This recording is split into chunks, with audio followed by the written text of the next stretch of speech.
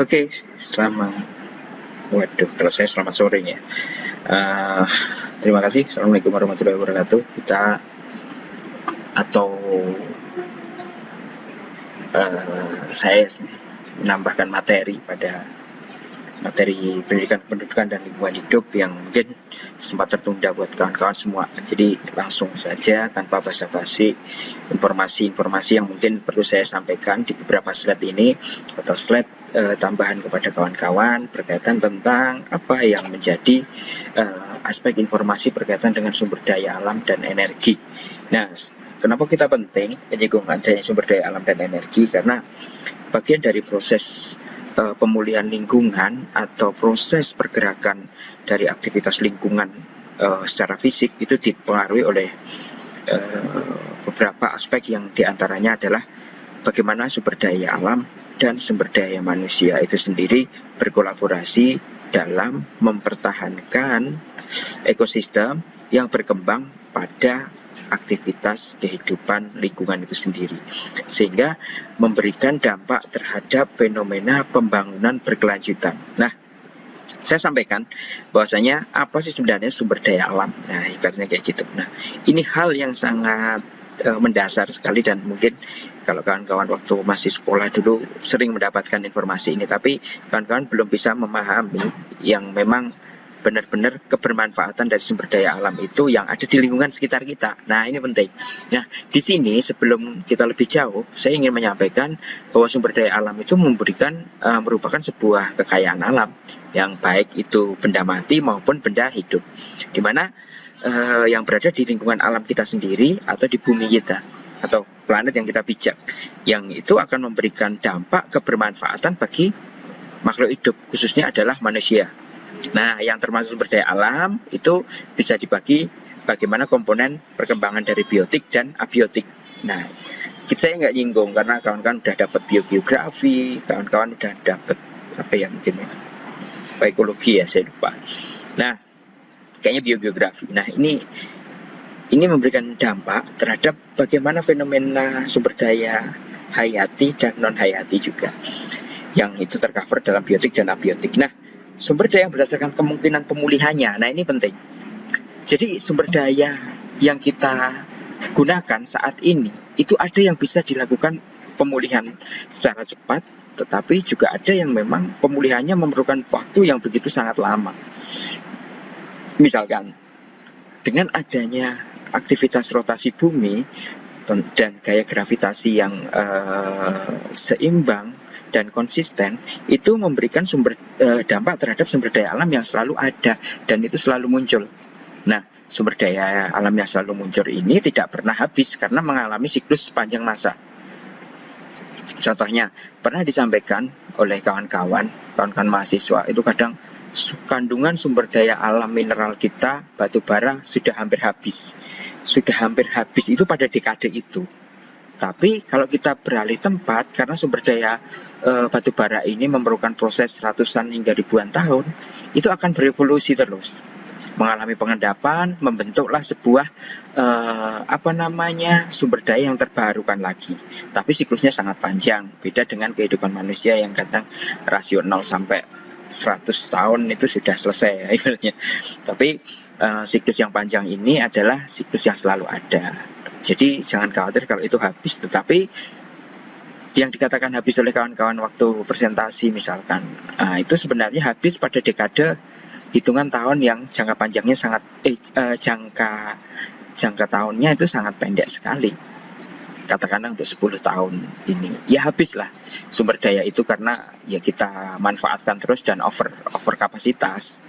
Karena dimanfaatkan karena kebutuhannya juga cukup tinggi gitu ya. Tetapi di daerah lain itu juga melakukan metabolisme atau proses terhadap pengendapan yang selalu berjalan, makanya konsisten. Jadi sumber daya itu tidak bisa dikatakan habis, ataupun dikatakan habis itu adalah dalam waktu yang sangat pendek tahunnya. Nah, sumber daya alam yang dapat diperbarui. Nah, ini sebenarnya sumber daya alam yang ya ibaratnya jika habis ya tidak dalam waktu yang lama dan cepat tersedia kembali baik dengan reproduksi atau pengembangan seperti hewan dan tumbuhan. hasil pengendapan yang memang secara konsisten, dan ini selalu apa ya namanya, ibaratnya kayak rotasi bumi juga ya, ibaratnya hewan itu yang ada yang bertelur dan sebagainya. Nah, telur menetas, terus setelah itu berkolaborasi lagi, bertelur lagi dan sebagainya. Jadi sumber daya ini dapat diperbarui dengan cara cepat. Beda dengan yang selalu ada, itu sumber daya mineral-mineral yang terkandung di dalam perut bumi, yang itu hasil proses pergerakan. Kalau secara geografis itu hasil prosesnya dari hasil proses pergerakan lempeng dan sebagainya, menimbulkan sebuah sumber daya yang memang berjalan dan konsisten. Seperti halnya di kawasan daerah patahan, di daerah vulkan, kita akan mendapatkan kualitas pasir yang sangat bagus, dan itu adalah sisa hasil letusan gunung api. Nah, itu sumber daya yang ada, tetapi bisa habis dalam dekade waktu yang sangat singkat. Nah, ini saya simpel aja menerangkan supaya kawan-kawan mempersepsikan atau berdebat bagaimana itu bisa habis kok, itu nggak bisa habis dan sebagainya. Konsepnya seperti yang saya gambarkan di sini. Nah, selanjutnya adalah sumber daya alam yang tidak dapat diperbarui. Wah, ini luar biasa. Nah, aspek yang memang menimbulkan informasi sumber daya alam yang tidak dapat diperbarui itu ketersediaannya sumber daya alam itu sangat sedikit. Jadi memang ya kandungannya bisa diprediksi sangat luar biasa sedikit. Jadi di fenomena lingkungan kita, misalkan sumber daya alam itu nanti mengalami evolusi kepunahan, ya misalkan kayak gitu. Nah, berarti sumber daya itu nanti sudah kita tidak bisa temukan lagi, misalkan kepunahan dari sisi hewan maupun tumbuhan dan sebagainya. Nah, ini akan riskan. Makanya banyak konservasi lingkungan yang menerapkan hewan-hewan yang mengalami kepunahan ini dilindungi dan ditangani oleh negara supaya memang terjaga kelestariannya. Seperti halnya badak berjula 1 yang ada di ujung kulon di Kalimantan Barat, di Jawa Barat misalkan. Terus komodo yang ada di Pulau Komodo dan sebagainya itu terlindungi karena ini adalah satu-satunya hewan purba yang masih bertahan, ya ibaratnya kalau ibarat istilah kita sangat eksis masih sampai sekarang. Nah, ini keberadaannya seperti gajah Sumatera. Nah, ini hewan-hewan yang memang harus dilindungi, dan dalam dekade perkembangannya kalau mengalami perubahan alih fungsi lahan yang cukup luar biasa, gajah-gajah Sumatera itu sudah habis, akan hilang dan terevolusi dan punah. Kalau sudah dikatakan punah, itu berarti kita tinggal cerita sejarahnya aja, bahwasanya gajah itu seperti ini, hanya gambaran, seperti kita melihat evolusi dari perkembangan dinosaurus dan sebagainya ya. Nah, ini yang terjadi. Selanjutnya adalah sumber daya alam berdasarkan jenisnya, sumber daya alam hayati dan biotik. Nah, kalau kita diterangkan di sekolah itu hanya diterangkan biotik itu apa, hayati dan sebagainya ya. Tetapi di sini saya lebih pertegas bahwasanya sumber daya yang berupa makhluk hidup seperti hewan, tumbuhan, mikroba dan manusia. Perkembangannya adalah aktivitas hayati ini itu bersinggungan kuat dengan kondisi lingkungan yang ada di sekitar, sehingga menimbulkan hubungan timbal balik keberuntungan. Jadi keberuntungan atau kebermanfaatan. Contohnya adalah apa? Makhluk hidup seperti hewan atau tumbuhan yang dia menggugurkan daunnya dan itu mendapatkan hasil pengendapan sehingga menjadi sebuah kesuburan tanah yang bisa dimanfaatkan untuk pertumbuhan dari tumbuhan itu sendiri. Dan hewan akan memanfaatkan tumbuhan itu, dan hewan akan mengeluarkan kotorannya, dan itu menjadi sumber kesuburan tanah yang ada di sekitarnya. Makanya sumber daya hayati ini bisa berupa aktivitas dari makhluk hidup. Nah, aktivitas dari makhluk hidup ini tercermin dari adanya hasil metabolisme proses ini ya. Kalau dari konservasi kita bisa melihat mikroba. Jadi kalau hewan yang mati akhirnya dia akan dikelola secara sendirinya oleh mikroba-mikroba yang ada, sehingga pembusukannya cepat terjadi dan akhirnya menjadi bagian dari tanah yang bisa dimanfaatkan untuk peningkatan kesuburan. Nah, ini kebermanfaatan. Nah, sumber daya alam non hayati atau abiotik. Nah, di sini sumber daya alam fisik. Bagaimana berupa benda-benda mati yang memang tidak bisa diganggu gugat, tetapi dia bisa tererosikan. Atau kalau fase dari geomorfologi, efek dari pergerakan aeolian atau angin itu menimbulkan adanya korosi pada benda-benda tertentu dan mengalami pengikisan dari misalkan batuan dan lain sebagainya. Di sini seperti barang tambang, kincir angin, air dan tanah. Itu bisa.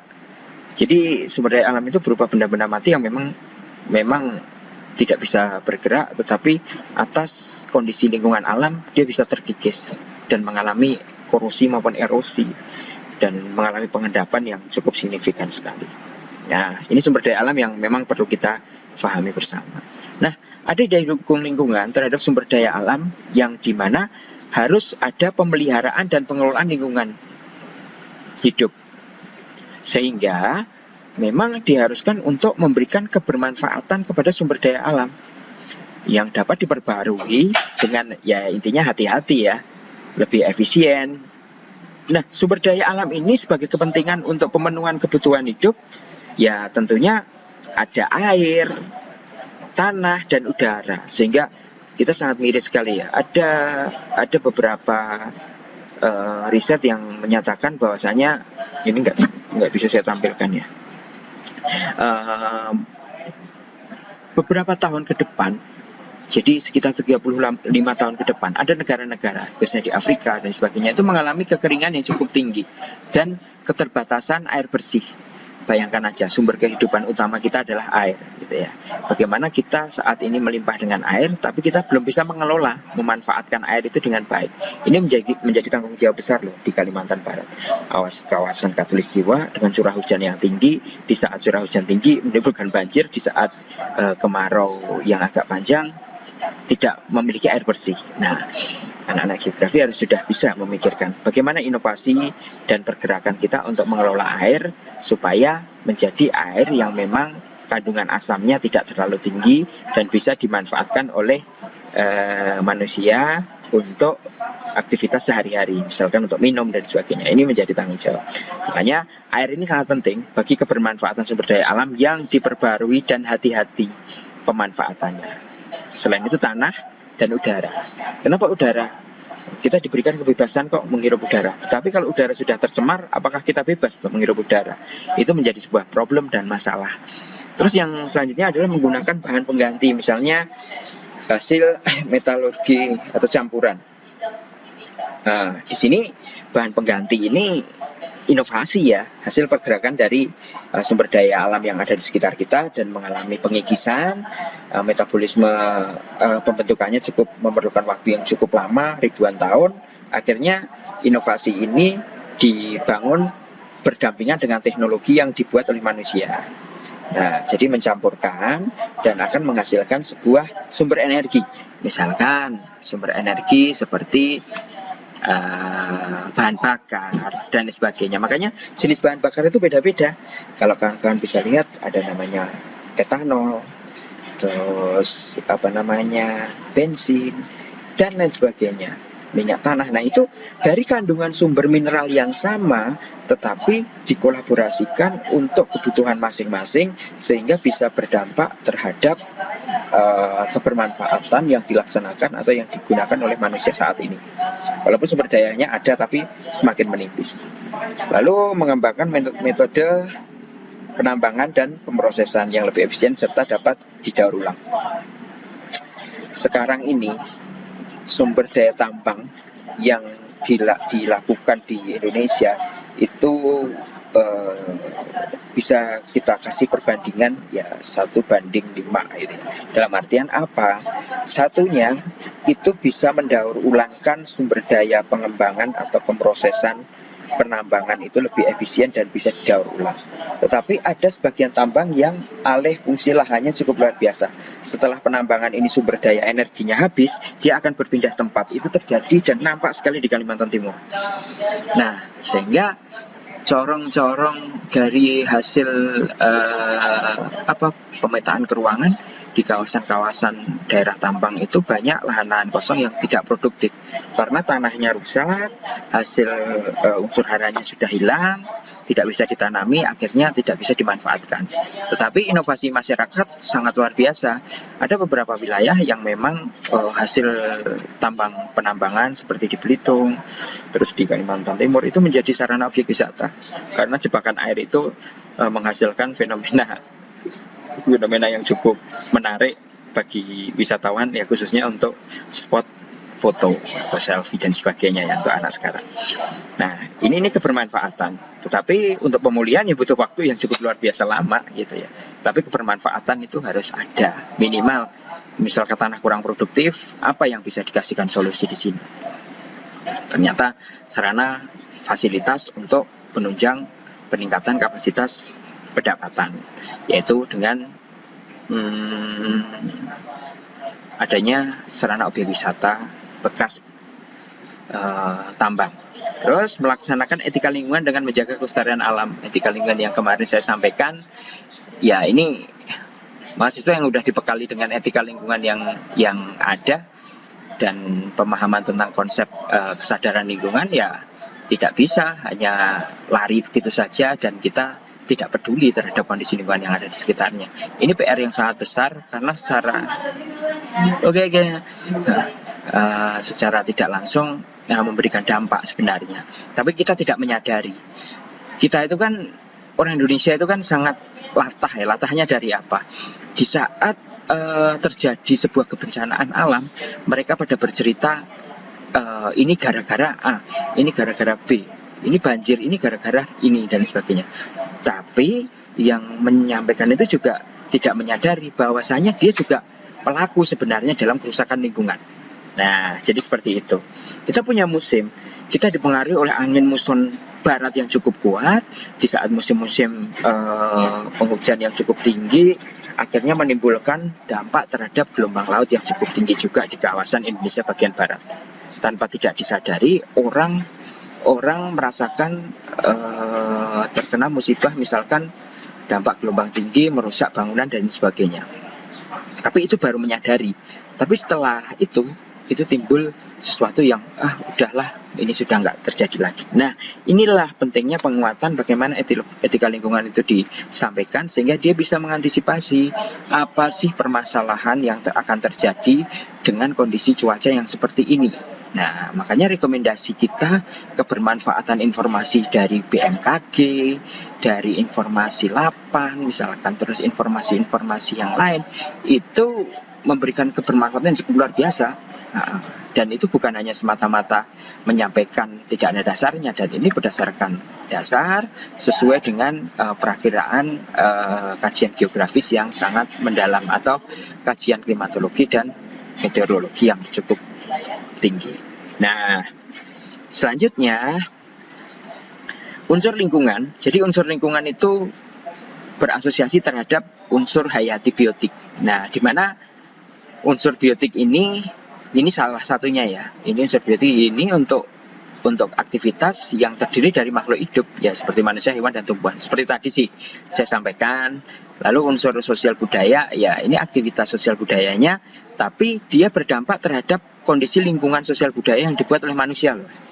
Jadi sistem nilai, gagasan, terus ibaratnya keyakinan dalam perilaku itu menjadi bagian dari fenomena aktivitas makhluk sosialnya atau manusia itu sendiri. Maka unsur budaya, sosial budaya itu termasuk unsur lingkungan. Nah, dalam etika lingkungan, unsur sosial budaya ini menjadi sebuah penggerak bagaimana mendorong penolakan terhadap kerusakan lingkungan, sehingga timbullah kesadaran untuk menjaga lingkungan, sehingga mendorong terhadap keselarasan dalam pembangunan berkelanjutan. Nah, unsur fisik abiotik. Nah, unsur abiotik ini sendiri, unsur fisiknya ya masuk dalam unsur lingkungan hidup yang terdiri dari benda-benda tidak hidup. Nah, lingkungan fisik sangat besar dan peranannya bagi kelangsungan hidup segenap kehidupan di bumi. Ya, tidak bisa dipungkiri kok unsur fisik ini menjadi bagian yang memang ya ibaratnya menjadi kebutuhan utama kita untuk melangsungkan hidup. Makanya memang harus kita jaga unsurnya seperti tanah, air, udara, iklim dan sebagainya, itu bagian yang gratis yang kita ditawarkan ke kita. Kalau itu sampai kita aja tidak bisa memaksimalkan untuk memanfaatkan, itu kan berarti ada kecenderungan kerusakan lingkungan. Kebakaran hutan menimbulkan oksigen yang harus kita hirup dengan sehat itu berdampak kurang bagus dan sebagainya. Ya, sehingga fenomena yang terjadi adalah ketidakseimbangan antara lingkungan biotik dan abiotik, dan daya dorongnya adalah unsur sosial budayanya. Nah, ini unsur lingkungan yang memberikan kontribusi terhadap pembangunan berkelanjutan yang harus kita dorong sebagai wadah kesadaran terhadap lingkungan. Ya, saya menyinggung berkaitan dengan kemitigasian bencana ya. Jadi sebenarnya ini bagian, kalau di kurikulum yang baru memang mitigasi bencana itu sudah berdiri sendiri gitu, dan itu sudah intent banget, lebih detail ya informasinya. Nah, siapa yang harus bisa melakukan mitigasi gitu, dan itu harus ngapain gitu. Nah, di sini usaha yang bersifat persiapan fisik, di mana apa? Bisa dilaksanakan dengan persiapan fisik, tetapi bisa dilaksanakan dengan non-fisik dalam menghadapi kebencanaan alam. Nah, persiapan fisik itu dapat berupa penataan ruang kawasan. Misalkan kita mengantisipasi kalau kawasan itu adalah kawasan lereng kawasan perbukitan. Berarti aspek yang perlu kita dorong adalah apa? Untuk menanggulangi kebencanaan longsor dengan penghijauan dengan tanaman-tanaman keras, dengan jenis tanaman keras yang memang bisa memberikan tekanan pergerakan tanah dari hasil infiltrasi air ya ke dalam akar atau pori-pori tanah itu sendiri. Lalu kode bangunan, ya instruksi kita tidak heran, Jepang itu selalu berinovasi ya. Jadi kode bangunan ini juga menyesuaikan dengan kondisi lingkungan alam di sekitarnya. Kita lihat di Jepang itu sekarang punya gagasan dan sudah terrealisasi bangunan yang dia bisa fleksibel mengikuti pergerakan kegempaan. Tetapi namanya bencana alam ini tidak bisa dipungkiri bahwa hasil itu bisa maksimal 100% rumah itu tidak roboh. Tetapi ternyata dia juga rusak, tetapi rusaknya bisa diminimalisir. Nah, pada waktu 2006 itu ada kegempaan yang cukup luar biasa di Jogja. Nah, sehingga ada Amerika itu memberikan bantuan rumah dum. Rumah itu dibangun dari beton, tapi bentuknya seperti bulat gitu ya, bulat, langsung ditanam ke tanah. Jadi kalau misalkan ada pergerakan tanah, rumah itu juga ikut bergerak, tetapi tidak retak karena dia mengikuti struktur getaran-getaran dari kegempaan itu sendiri. Nah, tapi bangunannya ya nggak se-fleksibel seperti bangunan rumah yang dibuat oleh masyarakat di Indonesia gitu. Plus minus ya, tapi penanganan risiko kebencanaannya lebih rendah. Nah, persiapan non-fisik dapat berupa pendidikan tentang bencana. Nah, inilah bagian dari sebuah usaha yang bersifat fisik tadi maupun non-fisik, dan endingnya secara non-fisik ini kita harus melakukan edukasi tentang bencana alam. Negara Indonesia dikelilingi oleh batasan pergerakan lempeng yang cukup luar biasa aktifnya. Kalau kemitigasian ini tidak diberikan sejak dini kepada anak-anak di sekolah, ya ini akan menampilkan sebuah permasalahan. Permasalahannya ada apa? Tidak antisipatif, terus resiko kebencanaannya tinggi, terus resiko dalam artian korban dari kebencanaan itu lebih tinggi lagi.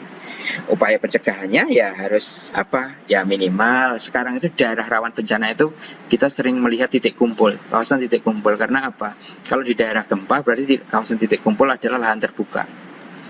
Nah, pembiasaan hidup tertib dan disiplin ini penting. Terus memberikan edukasi pendidikan tentang lingkungan hidup yang sangat kurang sekali kadang diterapkan di sekolah-sekolah, minimal sekolah dasar. Makanya di Bandung, khusus di kota Bandung, itu MGMP dan Dinas Pendidikannya mencanangkan memang pendidikan lingkungan hidup itu menjadi bagian menu wajib yang harus diberikan, bagian dari sebuah retorika muatan lokal. Muatan lokalnya yang ada di sekolah. Sehingga edukasi yang dibangun itu seperti di gambar itu, ya kita membiasakan anak untuk suka menanam, dan fungsi menanam itu untuk apa, dan hasilnya bisa kita nikmati bersama, dan lain sebagainya. Dan dampak dari menanam, nah makanya pencanangan pada waktu presiden yang sebelumnya Pak SBY itu ya satu orang satu pohon gitu untuk menanam, karena kritisnya lingkungan kita dengan alih fungsi lahan dari vegetasi ke bangunan betonisasi itu sangat tinggi gitu. Jadi intensitas pemanasan globalnya juga tinggi. Jadi nggak bisa dipungkiri lagi kalau kebencanaan itu memang menghantui kita semakin ke sini, karena kepadatan penduduk pun sudah tidak bisa terkontrol dengan lahan yang tidak bisa dilebarkan lagi. Nah, itu. Ya, saya kira ini bagian dari informasi pertemuan lanjutan dari PKLH, dan mohon dipahami dan dipelajari. Nanti akan saya sampaikan aspek-aspek informasi tentang PKLH berikutnya. Terima kasih. Assalamualaikum warahmatullahi wabarakatuh.